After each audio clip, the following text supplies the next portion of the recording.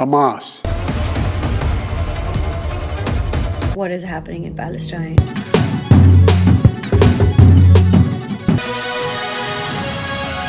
السلام علیکم۔ فلسطین اور اسرائیل کے بارے کافی لوگوں کو تو پہلے ہی پتا ہے، شاید کچھ کو نہ بھی پتا ہو، مگر ہم سب اس لڑائی کا سلوشن چاہتے ہیں، اور وہ کیا ہے؟ یہ جاننے کے لیے ہمیں سب سے پہلے یہودیوں کی فطرت کو جاننا پڑے گا۔ I can't confirm the reports about the rockets. The United States stands with Israel. تقریباً 4000 سال پہلے حضرت ابراہیم علیہ السلام کے دو بیٹے، ایک کا نام حضرت اسحاق علیہ السلام اور دوسرے حضرت اسماعیل علیہ السلام۔ اسحاق علیہ السلام کی لڑی میں سے بہت زیادہ نبی آئے، موسیٰ علیہ السلام اور اینڈ پہ عیسیٰ علیہ السلام۔ یہودی بھی حضرت اسحاق علیہ السلام کی لڑی میں سے ہیں، اور یہ اتنے عقل مند کیوں ہیں یہ بھی بتاتا ہوں۔ دوسری طرف حضرت اسماعیل علیہ السلام کی لڑی میں سے ہمارے آخری نبی حضور پاک تشریف لائے۔ جب اللہ تعالیٰ نے ابراہیم علیہ السلام کو اسحاق علیہ السلام سے نوازا تو فرمایا ہم نے آپ کو بغلام علیم دیا، یعنی علم و حکمت والا بیٹا۔ اسی وجہ سے تمام یہودی عام انسانوں سے زیادہ عقل مند ہیں، اور آپ دیکھ سکتے ہیں دنیا میں جتنے بھی بڑی بڑی انڈسٹریز ہیں وہ یہودیوں کی ہیں، جتنے بھی بڑے بڑے پروڈکٹس ہیں وہ یہودیوں کے ہیں۔ نیوٹن بھی اسی نسل میں سے ہے، اس کا نام بھی اسحاق نیوٹن ہے، انگلش میں پڑھیں تو آئزیک نیوٹن۔ دوسری طرف جب اللہ تعالیٰ نے ابراہیم علیہ السلام کو اسماعیل علیہ السلام سے نوازا تو فرمایا ہم نے آپ کو بغلام حلیم دیا، یعنی حلم والا، صبر والا، تحمل والا جینٹل مین، اور تبھی یہ تمام خصوصیات حضور پاک میں بھی موجود ہیں۔ اب اللہ نے یہودیوں کو عقل باقیوں سے زیادہ دی، مگر یہودی اس بات پہ تکبر میں آگے خود کو اعلیٰ سمجھنے لگے۔ قرآن پاک میں سورہ المائدہ آیت نمبر 18، اور یہودی اور نصرانی بولے کہ ہم اللہ کے بیٹے اور اس کے پیارے ہیں۔ نعوذ باللہ، ان میں سے کچھ نے خود کو ہی اللہ کے بیٹے وغیرہ کہہ دیا، اور کچھ نے حضرت عزیر اور حضرت عیسیٰ علیہ السلام کو اللہ کے بیٹے کہہ دیا۔ اور یہود کہتے ہیں کہ عزیر اللہ کے بیٹے ہیں، اور عیسائی کہتے ہیں کہ مسیح اللہ کے بیٹے ہیں۔ یہ ان کے منہ کی باتیں ہیں۔ پہلے کافر بھی اسی طرح کی باتیں کہا کرتے تھے، یہ بھی انہی کی ریس کرنے لگے ہیں۔ اللہ ان کو ہلاک کرے، یہ کہاں بہہ کے پھرتے ہیں۔ اب یہودی اس انتظار میں تھے کہ اتنے سارے نبیوں کی طرح آخری پیغمبر بھی ہماری لڑی میں سے آنا چاہیے، تو جب حضور پاک تشریف لائے تو یہ فوراً پہچان گئے تھے، کیونکہ تورات اور انجیل میں حضور پاک کا مکمل حلیہ بلکہ نام مبارک بھی موجود ہے۔ قرآن پاک میں سورہ انعام آیت نمبر 20، جن کو ہم نے کتاب دی، یعنی کہ یہودیوں اور عیسائیوں کو، وہ اس نبی کو اسی طرح پہچانتے ہیں جیسے باپ اپنے بیٹے کو پہچانتا ہے۔ پھر آخر کیوں پہچاننے کے باوجود بھی نہیں ماننے؟ وہی ہماری لڑی میں سے کیوں نہیں؟ ہماری چودراہٹ تو پھر ختم۔ انا، تکبر، غرور، چودراہٹ اور غلط کنسپٹ نے روک لیا۔ وہی چیز جس چیز نے شیطان کو سجدے سے روکا کہ میں اس سے بہتر ہوں، اسی چیز اور غلط کنسپٹ کی وجہ سے یہودیوں اور عیسائیوں نے نہیں ماننا۔ اسی وجہ سے یہودی آج بھی انتظار کر رہے ہیں آخری نبی کا، جبکہ وہ تو آ چکے ہیں، اور ان کا یہ انتظار کب ختم ہوگا؟ جب دجال آ کے نبوت کا دعویٰ کرے گا، اور دجال بھی یہودیوں کی ہی نسل میں سے آئے گا، تبھی تو یہ اس کی پیروی کریں گے۔ جیسے ہی دجال آئے گا سب سے پہلے عیسائی مانیں گے، کیونکہ دجال ہو بہو عیسیٰ علیہ السلام کی کاپی کرے گا۔ عیسائی کہیں گے ہمارے عیسیٰ مسیح واپس آ گئے، اور یہودی تو آلریڈی انتظار کر رہے ہیں کہ ہماری نسل میں سے کوئی معجزے کر کے دکھائے اور نبوت کا دعویٰ کرے، تو یہ دجال مردوں کو زندہ کرے گا، بارشیں کرے گا، مرے ہوئے بچے زندہ کر دے گا، لوگوں کو مار کے دوبارہ زندہ کر دے گا۔ تو یہودی اور عیسائی تو آلریڈی اسی کنسپٹ پر ہیں، تو وہ فوراً اس کو نبی مان جائیں گے۔ اب آدھی دنیا تو عیسائی ہیں، آدھی دنیا تو وہ فتح کر چکا ہے، یہودی بھی اس کے ساتھ ہیں، یعنی کہ پاور، پیسہ، سب کچھ اس کے ساتھ ہے۔ اب رہ گئے مسلمان، یہ مسلمانوں کے پاس آ کے خود کو نبی نہیں کہے گا بلکہ خود کو خدا کہے گا، کیونکہ ہر مسلمان کے ذہن میں ہے کہ بھائی نہیں، آخری نبی حضور پاک ہے، اب نبوت کے دروازے بند ہیں۔ مگر دجال کو اللہ نے طاقت دی ہوگی، یہ وہ سارے کام کرے گا جو صرف اللہ ہی کر سکتا ہے۔ یہ مردوں کو زندہ کرے گا، جنت دوزخ دکھائے گا، بارشیں کرے گا، بندے کو خود مارے گا، خود زندہ کرے گا۔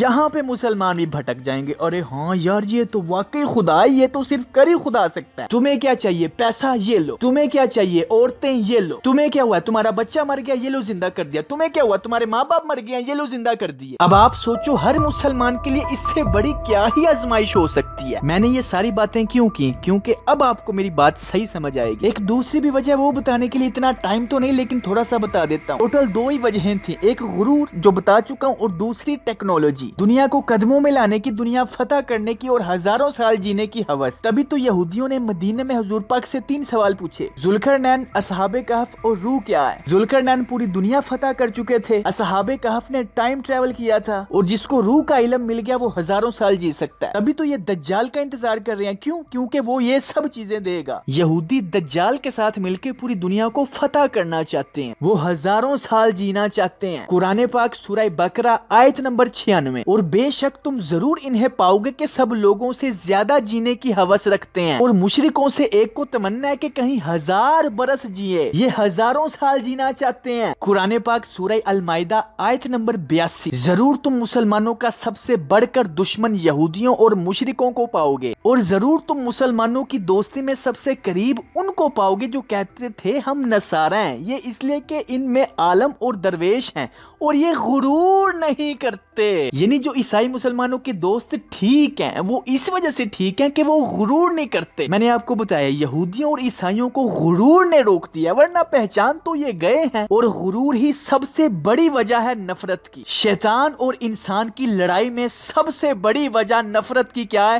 غرور، جو شیطان نے کیا، اور یہی غرور یہودیوں نے کیا، اسی وجہ سے یہ تمام مسلمانوں سے نفرت کرتے ہیں، بالکل اسی طرح جس طرح شیطان تمام انسانوں سے نفرت کرتا ہے اور کھلا دشمن ہے۔ اور ادھر بہت سے مسلمان یہودیوں کو دوست بنا کے بیٹھے ہیں۔ پاکستانی سنگر مومنہ مستحسن یہودیوں کو دوست کہہ کے ان کے حق میں بیان دیا، پھر کیا لوگوں نے اس کی کتوں والی کر دی کہ امریکہ کی نیشنلٹی نانا خطرے میں پڑ جائے۔ امریکہ نے کہا ہوگا کہ ہمارے چھوٹے ابو اسرائیل کے حق میں بیان دے، انی دیے۔ اب یہ تو سب کو پتا ہے کہ اگر کہیں پہ ظلم ہو تو ہاتھ کی طاقت ہے تو ہاتھ سے روکو، اگر زبان کی طاقت ہے تو زبان سے روکو، اگر یہ بھی نہیں تو دل میں برا جانو۔ ہمارے حکمرانوں نے تو رنگ برنگی بلکہ امریکہ کے جھنڈے کے رنگ کی چوڑیاں پہنی ہوئی ہیں۔ کچھ لوگوں کے پاس زبان کی طاقت ہے، وہ بول رہے ہیں، لیکن زیادہ تر تو پاکستانی مسلمان بہت غصے میں ہیں، مجبور ہیں، لاچار ہیں کہ کیا کریں۔ تو جتنا ہم پاکستانی کر سکتے تھے ہم نے یہ کیا کہ میکڈونلڈ کا بائیکاٹ کر دیا، کوک کا کر دیا، اسپرائٹ کا کر دیا۔ تبھی ہمارے ایک ایکٹر اٹھے جنہوں نے تنزیہ کہا کہ میکڈونلڈ یہودیوں کا ہے، جبکہ ماشاءاللہ واٹس ایپ، فیس بک، یوٹیوب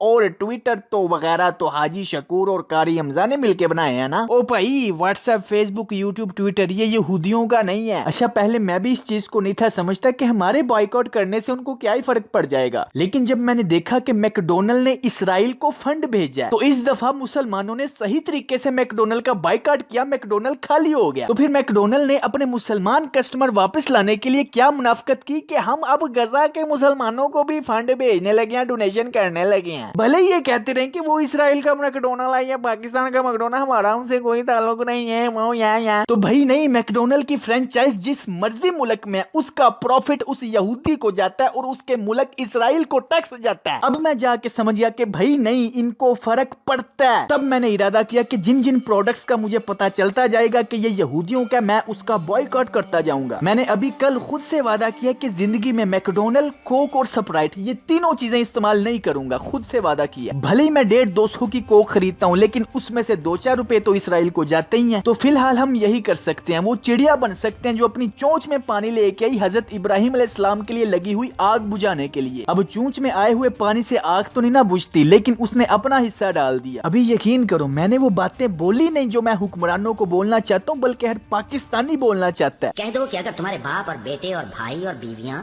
اور خاندان والے اور مال جو تم کماتے ہو اور تجارت جس میں مندی سے ڈرتے ہو اور مکانات جن کو پسند کرتے ہو اللہ اور اس کے رسول سے اور اللہ کی راہ میں جہاد کرنے سے تمہیں زیادہ عزیز ہوں تو ٹھہرے رہو یہاں تک کہ اللہ اپنا حکم یعنی عذاب بھیجے، اور اللہ نافرمان لوگوں کو ہدایت نہیں دیا کرتا۔ غیرت ہے ہی کوئی نہیں، یہ سوچ رہے ہیں کہ وہ فلسطین کے بچوں کو ہی کاٹ رہے ہیں نا، ہمارے بچے تو محفوظ ہیں نا۔ او بھائی ادھر وہ فلسطین میں بچوں کو کاٹ رہے ہیں لیکن حقیقت میں ہم ادھر مر رہے ہیں، ہمارے ضمیر مر گئے ہیں۔ اور تمہیں کیا لگتا ہے ایسی سچویشن میں تمہیں کچھ نہ کرتا دیکھ کے ہماری یوتھ، ہمارے بچے تم پہ فخر کر رہے ہیں؟ بھائی نہیں، اب جو نسل تیار ہونے جا رہی ہے نا اس میں غیرت کا نام و نشان نہیں ہوگا۔ 6 منٹ میں اسرائیل تباہ کر سکتے ہیں تو کرو، کیا ہوگا؟ ہمارے اوپر بھی ایٹم بم آ جائیں گے تو آنے دو، ایسی زندگی سے موت اچھی ہے۔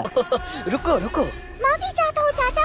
کہاں بھاگے جا رہے ہیں؟ اذان ہو گئی، مسجد جا رہے ہیں۔ تو پھر بھاگو، جلدی جاؤ، شاباش۔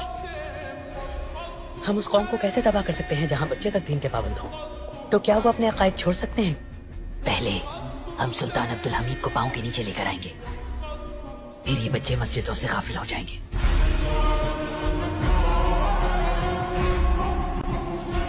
यही हुआ है, उन्होंने हमारे हुक्मरानों को गुलाम बना लिया, कौम ऑटोमेटिकली गुलाम बन गई। हम क्या करें, कुछ तो करें, अपनी जानें दे दें, कुछ ना कुछ तो करें। अगर ऐसा महसूस हो रहा है तो समझो कुछ अंदर ईमान है अभी। भाई हम खुद एज अ कौम गिर चुके हैं, हमारी नस्लें टिकटॉक पे मुजरे कर रही हैं, हमारी बहनें बीवियां बेटियां नाच रही हैं सबके सामने। तो भाई नहीं, ऐसी कौम में सलाहुद्दीन अय्यूबी नहीं पैदा होता। सॉरी, मैं इधर घंटों बात करता रहूं, फर्क फिर भी नहीं पड़ना। खुद को ही बस तसल्ली दे रहा हूँ, खुद को मुतमईन कर रहा हूँ कि मेरे पास जुबान की ताकत थी, मैंने भड़ास निकाल ली, क्या मुतमईन हो जाऊं? नहीं, जब तक पावरफुल लोगों में, हमारे हुक्मरानों में गैरत नहीं आनी, हमारे सीने जलते ही रहने हैं। कोई तो इनको गैरत दिला दो। अकलों पे पर्दे पड़ गए हैं, कुर्सियों के लिए लड़ रहे हैं हमेशा की जिंदगी छोड़ के।